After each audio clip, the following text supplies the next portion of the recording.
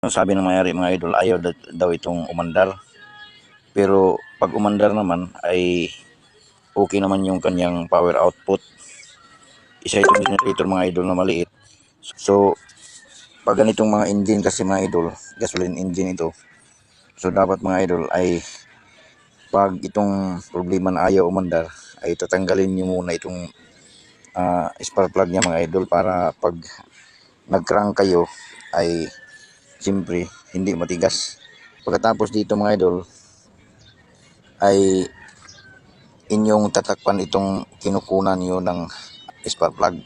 Tapos ika-crank ninyo kung mayroon ba siyang compression. Kasi pag may compression siya, talagang pupugsi talaga dito yung hangin. Bali itutulak yung daliri nyo para lumabas yung hangin. So ibig sabihin may compression yun. Tapos pagkatapos noon, ito namang sa spark plug na hunsoy-hunsoy, ilagyan nyo ng connection, kahit wire lang, kahit ganito lang na wire, ganito lang. Tapos pagtusok nyo ganyan ay lagyan nyo ng clearance itong wire sa dulo dito sa kaha. Pag nag-crank kayo tapos may lumabas dito na kuryente, ignition baga, so ibig sabihin okay yung ignition.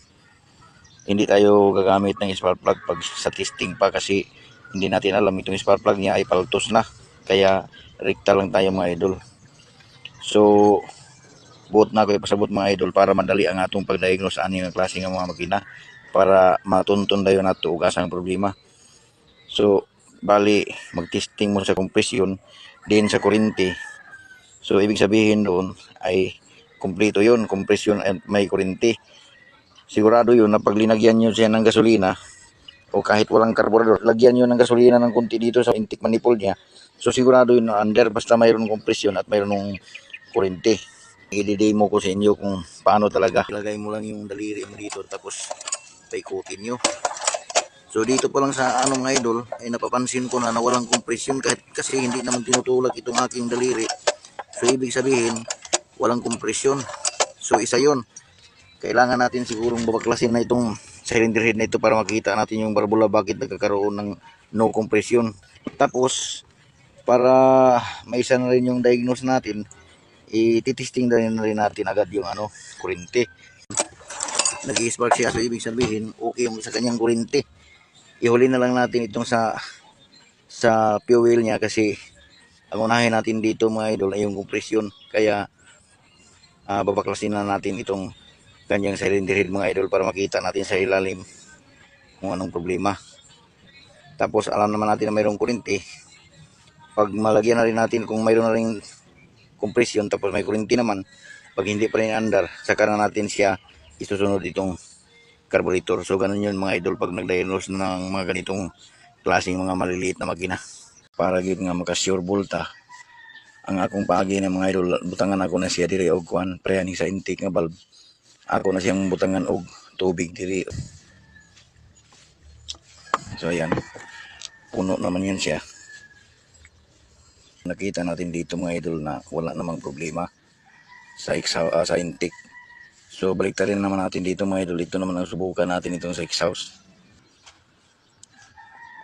So ayan mga idol, kita nyo naman na sumibit yung kanyang gilid-gilid. So ibig sabihin mga idol, ito pala may singaw.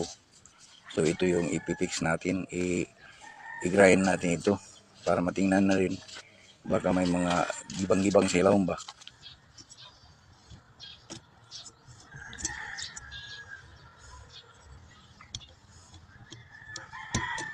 Ayan.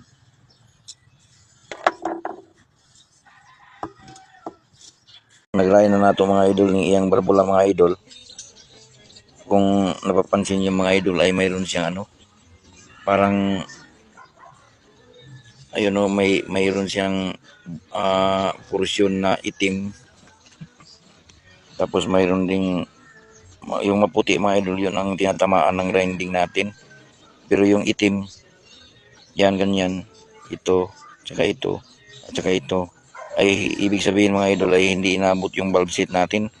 So ibig sabihin ito mga idol, parang lubak-lubak itong nito, barbula. Kaya i-DIY na lang natin siguro ito mga idol, kasi wala tayong mahanap na mga ganito kalaki na kaliit na barbula mga idol. mayroong binili si Sir mga idol dito. Sobrang laki naman. Ito yung sa exhaust niya, ito yung sa intake niya, sobrang laki. I-DIY na lang natin ito mga idol. Patamaan natin ito ng sander. Hindi siya pantay na pagkabilog. Mayroon siyang mga malalim. So, gagawa natin ito ng paraan mga idol.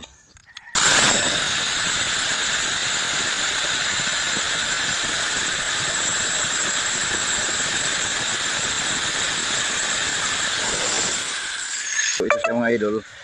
At i-gagay natin ulit kung balance ba yung kanyang lapat mga idol. Gamit mga idol pa tayo.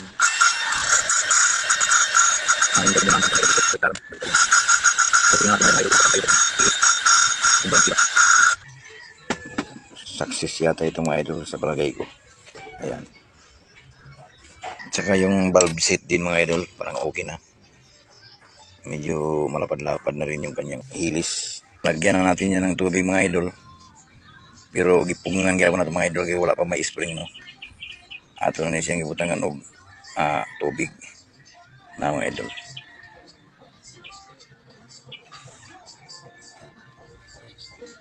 So wala na siya leaking mga idol. So kanang nagisibid ka pa sa inyo mga idol kay kuan ra mo gani akong ipugong kamot ra akong ipugong mga idol wala pa spring. So murag okay na ng mga idol impiwan na nato ni uni ataw na to balik. So naibalik na natin guys ang kanyang cylinder head. Naka-sit up na pero hindi pa rin natin binabalik muna yung kanyang tambutso at saka yung kanyang carburetor. Gaya ng sinabi ko kanina guys, i-confirm nyo lang na okay yung mga ginagawa nyo sa engine. So pasiritan lang muna natin yung gasolina kunti yung kanyang intake manifold. Kasi yung spark plug naman at ay ating chinik kanina okay naman yung spark plug, nag-spark naman, may kuryente. So ibig sabihin guys kung nag-success itong ating ginawa sa engine. So kaya dito na natin i-assemble lahat. So try natin pa rin guys. Ito naglagay po ako ng gasolina sa empty bottle. Asirit natin. Tapos pandarin natin.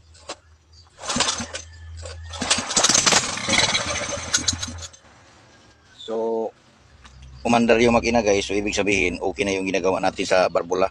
So, ngayon, ibabalik na natin lahat siya guys. So, ito na mga idol. Na-symbol na natin. Balik na natin lahat mga idol. Susubukan natin ito kung andar ba mga idol. Tapos, titingnan na rin natin yung kanyang kuryente kung tama ba yung sabi ni sir na okay lang.